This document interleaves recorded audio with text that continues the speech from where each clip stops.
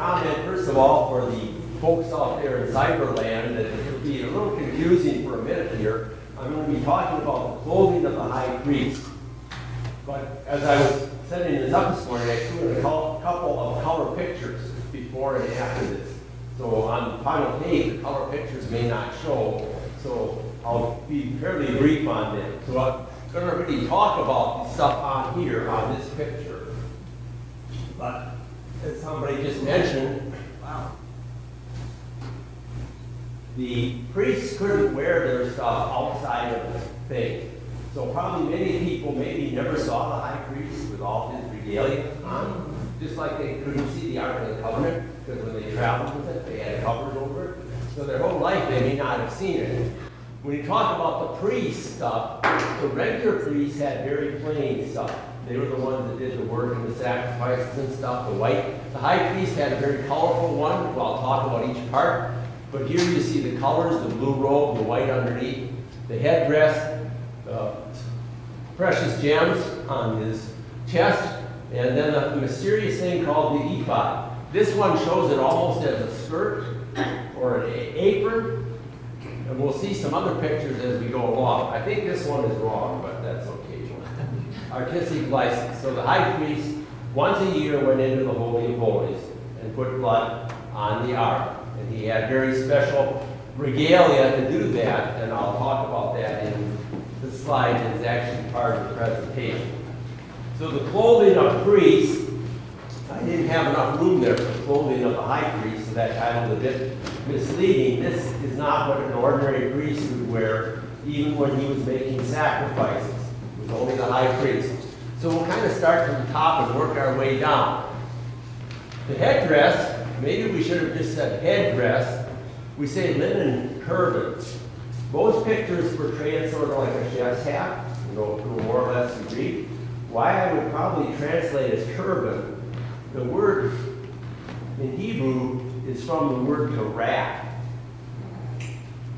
So if it's a word for wrap, it sort of suggests it wasn't like a cap that you put on, but something that was wound around. And so that was called a turban. Then below that, there was a headdress that said, "Holy to the Lord." It was engraved on a plaque. You could call that the plaque, or different names people might call it. Then the garments from there will kind of just go down rather than working from the in or from the out. So the basic thing the priest put on was a long white robe and then a shorter blue robe. And actually the white robe, interestingly enough, the under one, that was his undergarment. Usually the long one was on the outside. And the blue one was one that would be more, could be like when you were working, you'd have that on. So it's kind of reversed. So we'll start walking down. From his shoulders, he has some stones to hold things up. They're opals. We don't really know what any of the gemstones are. The exact meaning has been lost. Even the Jewish authorities say we have no tradition how to name gemstones. We sort of name them from the Greek names, but what they call amethyst might not be our amethyst. What they call opal might not be our opal, but we'll come up to that in a minute. So on his chest, you could call it the chest piece perhaps. Hosen is the Hebrew word. It was like a folded pouch. Folded over, you could put stuff in it. And in it were the Urim and Thummim. I'll go by that a little bit first and come back and talk about that at the end. So in that pouch was the Urim and Thummim. We don't know exactly what they are. They might mean lights and perfections, something like that. I have an Urim and Thummim shirt. I think it's pretty well worn out. I went to Yale for summer school one summer, and they misnamed themselves. Yale names themselves Urim and Thummim. They're not either light or perfection right now, unfortunately. But Urim and Thummim was their motto. And on the next picture, I'll talk about the Urim and Thummim. It seems, well, I'll go in as long as I'm at it here. It seems like what they could do, they could take yes or no answers. In other words, there are two things in there. And there's one good answer, bad answer, or delights and perfections. Is it the tribe of Judah? Full name, well, no, not the tribe of Judah. Throw it back in. Is it the tribe of Issachar? No. Is it the tribe of Benjamin? Yes. Then they could ask, is it the clan of Abijah or whatever it is? No. Is it the clan of Ner? Yes. Is it the family of Ner? Yes. Is it Ner? No. Is it Saul and Jonathan? Yes. Is it Saul? No. Is it Jonathan? Yes.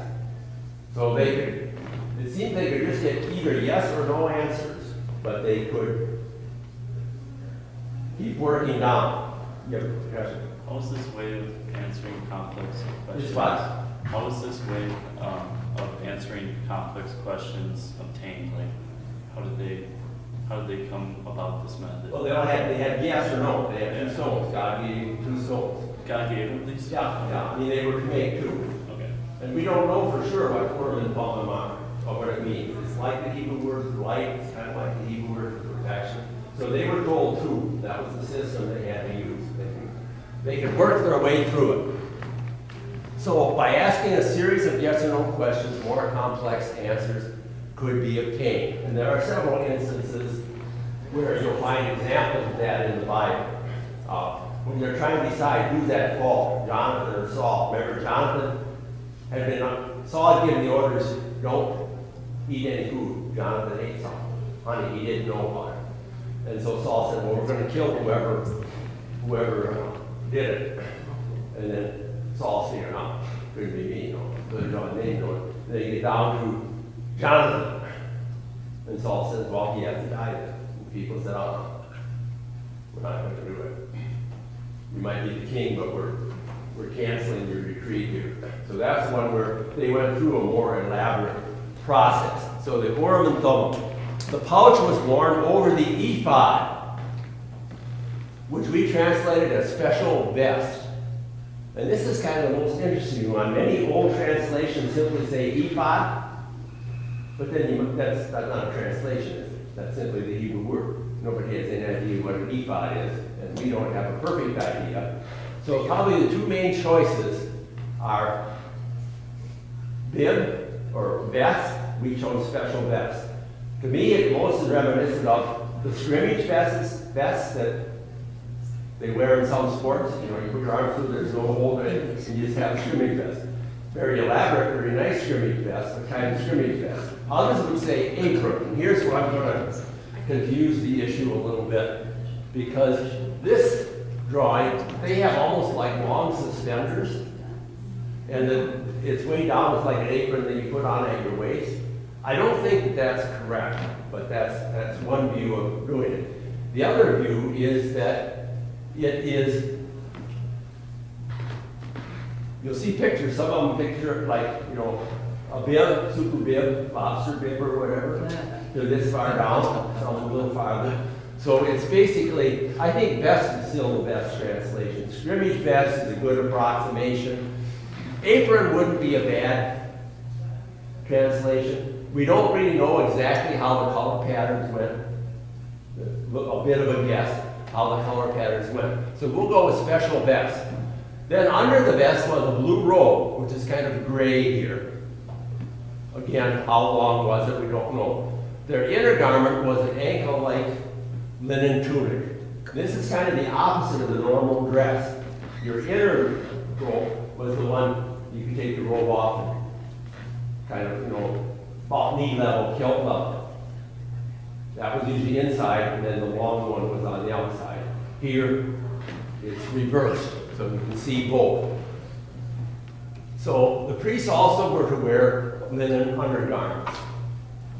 Sorry, I don't have a picture of the linen undergarments, so you'll have to use your own imagination. Probably something like boxer shorts that came to off the knee. something along that line. A sash around the waist is not pictured here very well. The medallion on the head is called tzitz, is the Hebrew name. Netzer, and had holiness to the Lord.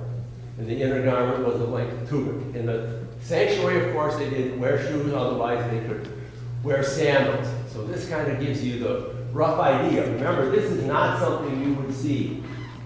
Many Israelites probably never saw this in their whole life. Just like they never saw the Ark of the Covenant. That's why pictures of them crossing the Jordan. Northwestern asked me once, how should we draw the picture?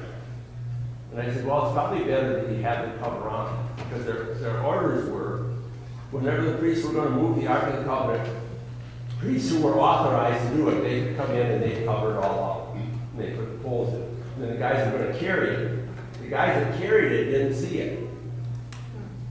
Then they took it, they put it down where the next camp was, they put the tent around it. And then the guys went out without ever seeing it. And then the authorized guys would come in and take the covers off. So they would never see it. So maybe crossing the Jordan, perhaps that was a special event. So I kind of can't say I know the pictures are wrong where they're walking across carrying it. But the normal rule was it was covered and people could not see it when it was being moved. Of course, a lot of the rules they didn't necessarily follow the rules. So the rule and the observance could be two different things. So before we go to a couple of quick color pictures, just have any comments or questions up to here. I'll comment a little bit more on the gemstones. Is there a reason that they were barefoot and not in sandals in the temple? Well, God told Moses, put on holy ground. Yeah, you holy ground. Even now in Muslim places, you have to take your shoes off. You keep your socks on, but you have to take your shoes off. Okay. Can you go forward a slide? Slide? Can you go forward one slide? Forward to what I had before or to the next one? So you want this one? Yeah, why does it look like he's a belt? Why does it look like in the picture where he's wearing it, why does he look like he's a belt around his waist? That was the rule. The other picture didn't show the sash. I called it the sash. You mean the belt? Yeah, the belt. Yeah, sash, belt. What's the old translation? Doesn't work so well anymore. Girdle. So when you girdle your wife around, so the old translation was girdle. We decided to go with sash. So Okay. you can take issue with us if you want. Yeah, when we talked about the urn in class, the third graders were like, it's like a magic 8-ball. I was like, well, not exactly. Like this one was directed by God, the Yeah. stone, the use of the stones or whatever Yeah. they were. I said, magic 8-ball, that's not Yeah, God no. directed. No, God would direct them. Sometimes like we go through a complicated list before they get to the one they want. Those little tassels that were hanging in the bottom. That was the rule. I should have mentioned the bells. They really liked pomegranates because it probably has had so many seeds. The bells were partly like grizzly bear bells. Things that were hanging at the bottom, do they have any significance? Yeah, the ones way at the bottom, they're pomegranate bell, pomegranate bell, pomegranate bell. Since God directed so many pomegranates, I wonder if it was like one of like the tree of life was a tree of knowledge of good people or something. The tree of life was actually, yes, it is like the tree of life. The tree of life was the menorah, the candlestick. Oh. The candlestick, it doesn't actually ever say in the Bible that it was the tree of life, but it says it had buds and it had branches and stuff. So the tree of life, the menorah has the arms, 7 arms, and that's the tree of life. That wasn't exclusively used in the Bible. It never says this is the tree of life, but that same symbol is on even heathen things that they made representation of the tree of life. The tree of life will have the stem, 3, total 6, 1 in the middle. So you'll have 7. So the Jewish menorah today would be a representation of the tree of life. And sometimes you'll see little buds and stuff on it, it said buds and stuff. So that's where the tree of life was, within the menorah. Menorah just means the light stand, the lampstand. Okay, so we've got the high priest here. The clothing, one last look at it. Here you can see the pomegranates and bells more clearly than you could in the other one. And it never explains why they use so many pomegranates in the decoration. Even some of the priest scepters on the top of the scepter had a little pomegranate, ivy pomegranate. Probably because the pomegranate has so many seeds, and it's kind of a symbolic thing of life and fertility. So this is basically, so you're seeing something that the Israelites, most of them never saw. So it's like, after John the Baptist, we are more privileged than the people in the past. I'll just mention briefly about the stones. We don't know exactly what the call stones are. Just like there are birthstones for different months, each tribe had a stone. They also had an animal mascot.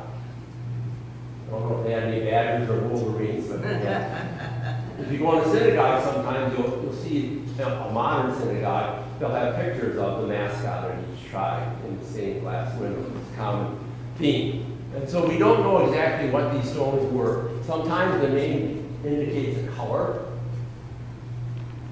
How do we classify gems? By their chemical composition. They classify them by what color were they and were they hard. So hard red ones, it wouldn't matter whether they were rubies or garnets or whatever. Hard red ones would be one name. Sapphires would be a name of blue one. One seems to be the same as turquoise. So each tribe, this one says Shimon, Simon. So each tribe had their own thing. The tassels that they wore around the waist, those tassels, Jews in general did that. For some reason, I don't remember who it was, we were just talking to somebody about this other day, and they said, why did they wear tassels? It was kind of like what you used to tell your kids sometime. Why would you read mom and dad? Because we go into it. That was true of a lot. That was true of quite a few of the rules. Sometimes, often there's not really an explanation given. We can take a guess at it. And this, I think, is just reminding them they're Jewish. We don't eat the same food, we eat the Sabbath. And it's always a reminder to us that we are not just one of the nations, we are Israel. So each tribe had its own stone, and that they were symbols. When they marched, they probably, like the movies, you always see the Roman eagles, they had something like that. And that each tribe had a mascot, usually an animal mascot of some sort or the other. Did they always have the same amount of stones, always 12 like that? Yeah, there were 12 tribes, it was always the same. We don't know if they ever had to repair these or not. So each tribe had one stone.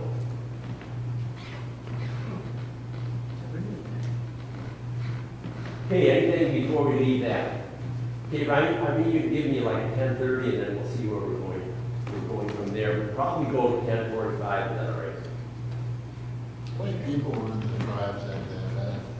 Okay, the next thing we're going to talk about is houses. And what you're going to see now is a typical farmhouse. They had, of course, everything from palaces to little shacks, temporary shelters, and so on. And we're going to talk about the typical farmhouse of the Old Testament people. Somewhat misleadingly, it's called the four-room house. All that means is there's a center courtyard and rooms around three sides. They could be divided up differently. Where would you find farmhouses? Not on farms. You find them in the village.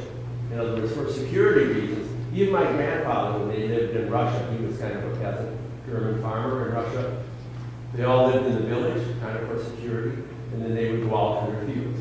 Sometimes you'd get some close fields and you'd get some far fields. That's kind of why I left Russia. It was already socialist long before the communists. And then they shuffled the land, and the good farmers would get the bad farmers' land, and they did. My great-grandfather was a good farmer, so he couldn't quite see giving his land, and he worked hard for 10 years to the bad farmers. So they went out to their plots of ground, they came to the village. Sometimes they'd make the houses in the village like circling the covered way. There'd be like one entrance in. So this is what we'll call it the typical farmhouse. Called the four-room house, but you see it doesn't necessarily have four rooms. A central courtyard, usually open air, rooms around the outside, work rooms. If they were poor and just had a one-floor house, At least your cow, you might bring it in to keep it safe. Maybe your donkey. And then along the back, you had the bedroom. It could be one big room. Probably what they did, they rolled their rolls up in the morning and took out the equipment and stuff, or put the equipment, set the equipment out. They probably use all the rooms as multiple use rooms. They probably are cooking in the central courtyard. So they basically have 4 rooms. This is a reconstruction. Usually all we find today is the foundations, because these were mud brick. Archaeology thrives on disaster. So what's the best thing that can happen for the archaeologists? The house gets destroyed and it's collapsed. Why is that the best? Because then everything's in it. Some rare cases, even the people, if there was an earthquake. If they move away, they're going to take all their stuff with them. They're not going to leave it, except the broken stuff. And so, often they find the foundation. At some sites like Beersheba, they build the walls, they pick up stones, they kind of build them back up. This is not realistic. This would only be in a well-to-do, a king's tax city would be stone.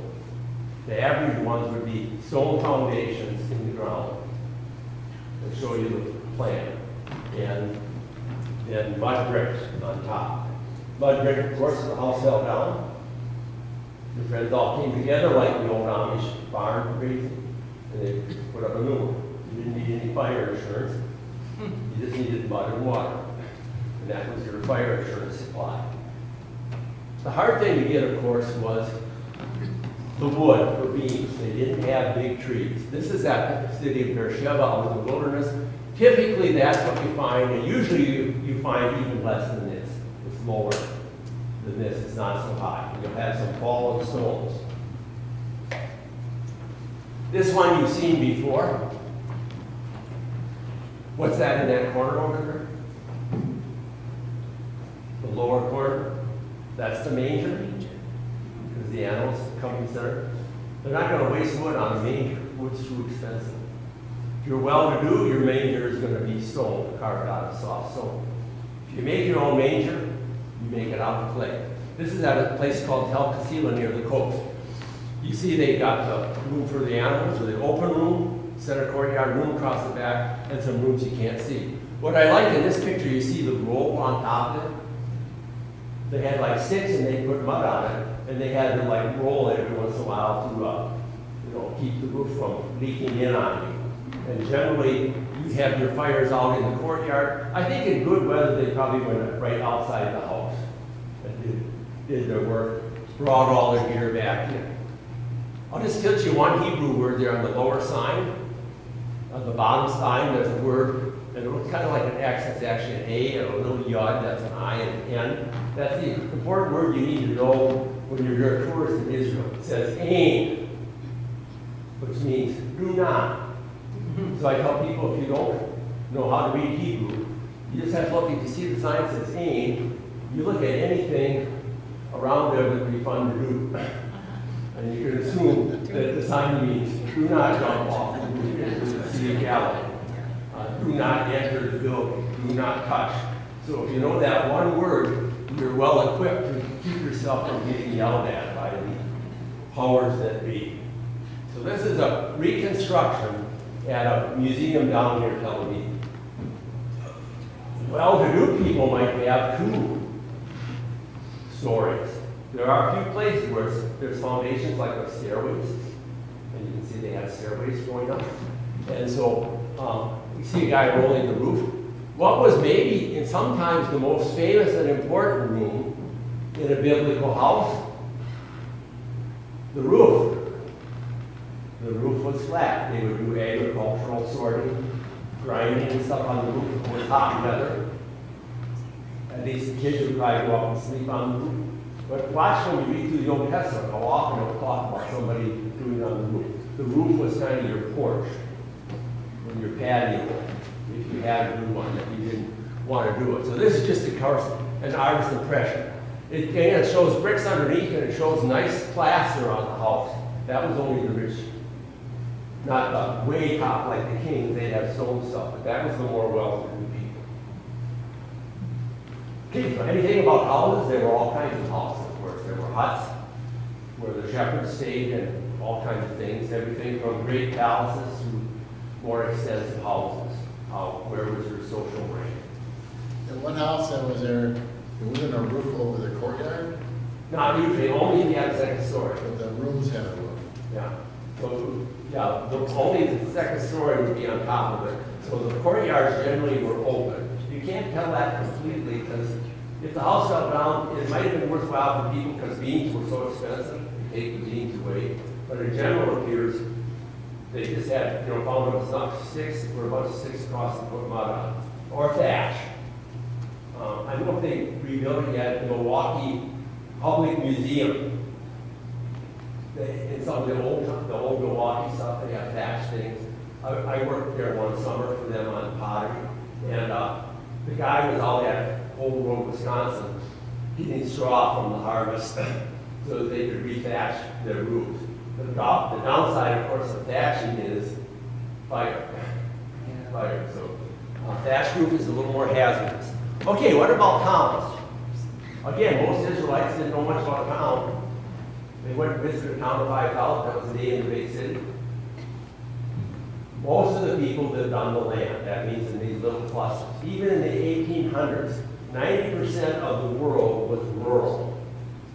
Who lived in the cities in Israel? The tax collectors, the king's officials, the security people. The least priests and Levites for that particular region. But most of the people lived on the land. Even in the 1800s, around the time of the American Revolution, most people didn't live in cities.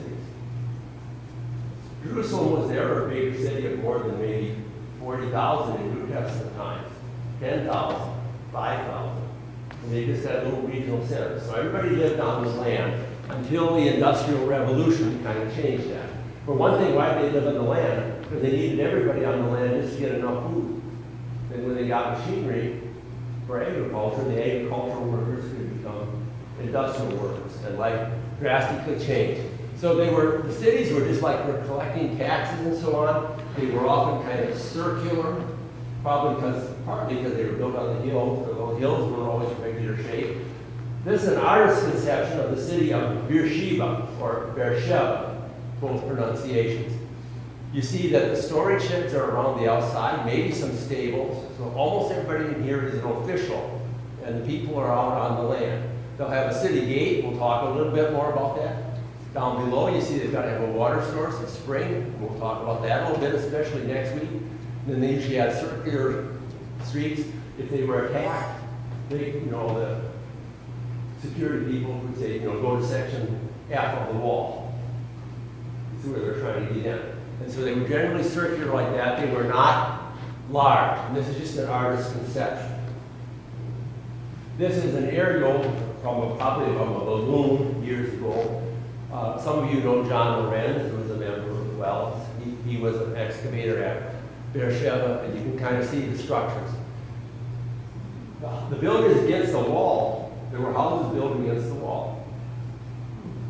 And on the roof of that's where they'd go up to shoot the people.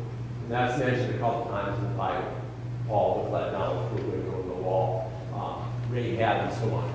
So this is typical, we'll say, I'll call it a regional administrative place. So that's kind of what the cities are like, not big. And it will mention sometimes in the Bible the distinction between a walled city and an open city. A city that didn't have walls. And so, of course, if there was a big danger, like a foreign enemy, they all had to run to the walled city, to Jerusalem or someplace, and hope to hide out there. The next thing I want to talk about is gates. That's, again, probably a misleading word to most readers. They sat in the gate. When we think of gate, we tend to think of the doors and the gate. These were not gates. They were gate houses. There were, of course, gates, doors. But they were gate houses. And they were one of the most important places in the city. They were like the courthouse. If you were going to complete a betrothal, the families went down there and negotiated. If you had a complaint to the elders, you went down there. So sometimes when they say I'll meet you in the gate, it means I'll see you in court. I'll see you in court, buddy, when we meet at the gate. And so it was also kind of a social center. You see how it was designed the road goes crossways along the wall. It doesn't usually go straight up. Why does it go crossways? Well, it's easier to build on a slope, because then you can shoot the guys all the way till they got to the gate. No. And dump, you know, boiling stuff on them and stuff like that. Then when they got into the first gate, they were in a box. But there was still another gate, and there's guys on all the walls. There's slots in the roof of the gatehouse. So if you go through the gate, people are pouring stuff on you as you're trying to get through. So you got to get through the cities almost never, unless there was a trader, they almost never were captured to the city gate. It was too heavily defended. You had to build a ramp someplace else and try to knock down the wall. The gates had inner chambers, usually either 4 or 6. So here's a recreation of how they imagined the one at Jerusalem, south of the temple. You got to get up there and then you got to get through it. You see how it's running along the wall there, access? So they're shooting you all the way up, they're shooting you when you get in. They're dumping stuff on you. The gate chambers, a lot of times the gate houses are kind of, these are spiffied up a little bit. They're usually called either 4-room gates or 6-room gates. Kind of solemn that it's a 6-room gate. So each of those places, if it was a war and you were coming in there, each of those rooms was filled with guys with swords and spears and everything trying to kill you. And then if they got through, the guys up on the wall would be shooting arrows at you.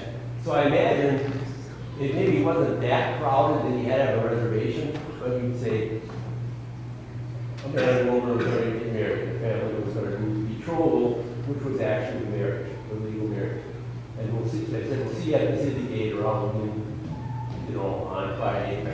And did they have to say room 1, or did they still want to look for an empty room? I kind of think they probably just went and looked for an empty room. Whoops, wrong button.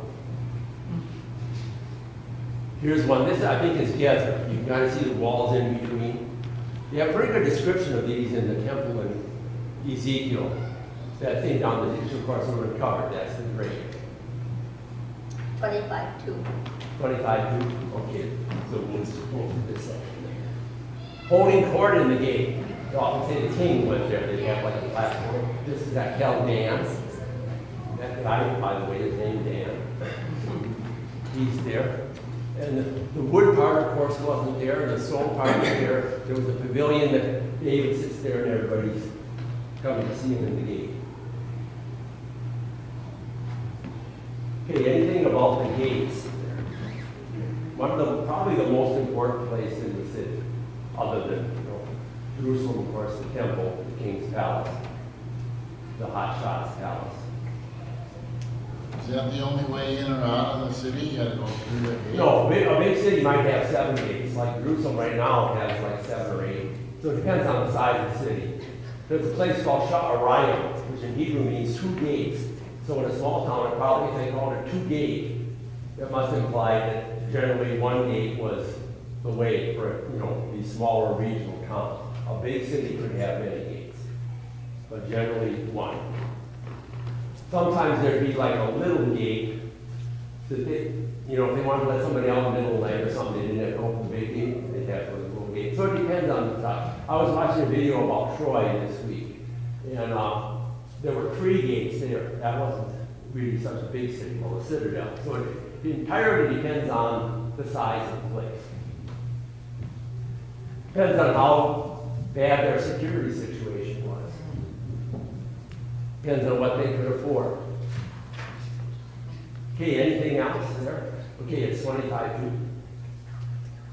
Okay, what I'm going to do, I'm going to close with a quick preview.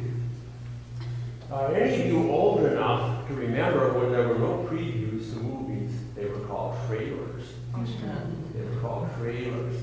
So the previews came at the end. They trailed the movie.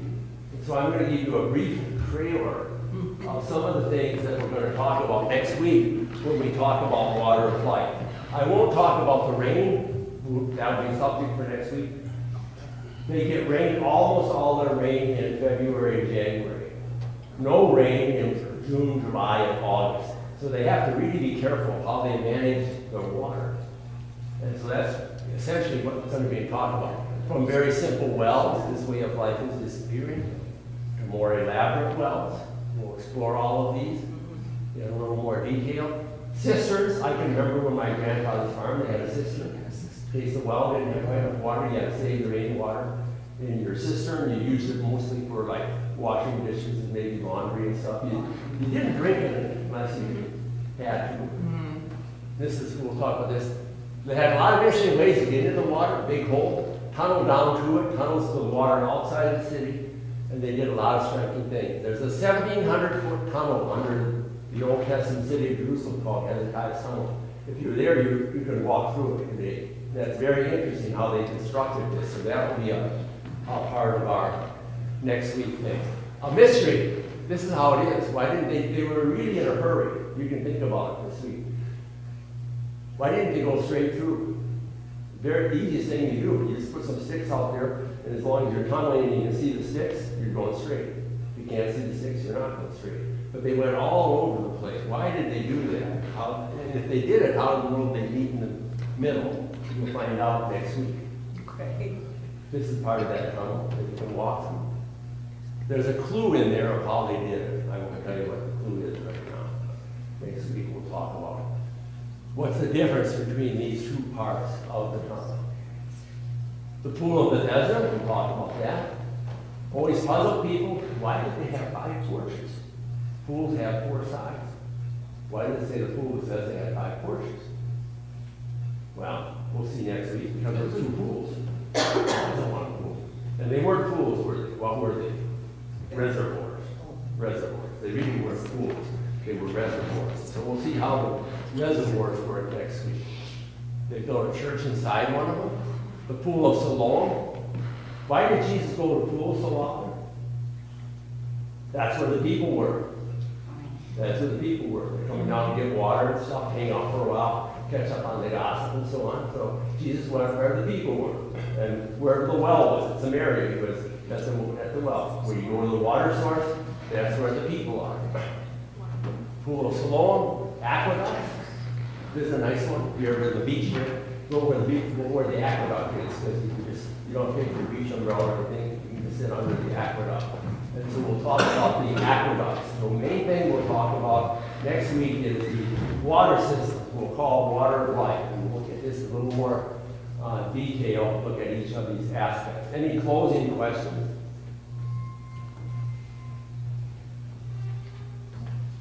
Okay, we're pretty close to quarter 2, right? Okay, we'll close with prayer if anybody still needs the book. We have a couple here, but most already have it. Okay, we'll close with prayer. We thank you, Lord, that you provide us with what we need for our homes, our food, and our life, as you provided for the ancient Israelites. We have so much more blessing and so many more things than they did, but in every age you care for your people and provide them life and security in you. And teach us also to value, especially how you gave them the water of life for their souls, but next week also how you remind us of the water of life for our bodies, remind us of the water of life for our souls. Amen. Okay, so next week we'll do water of life. Will be our theme. It won't follow the sheets that you have. It's not tied close to the wall. It's taking one section of the book and expand one on water.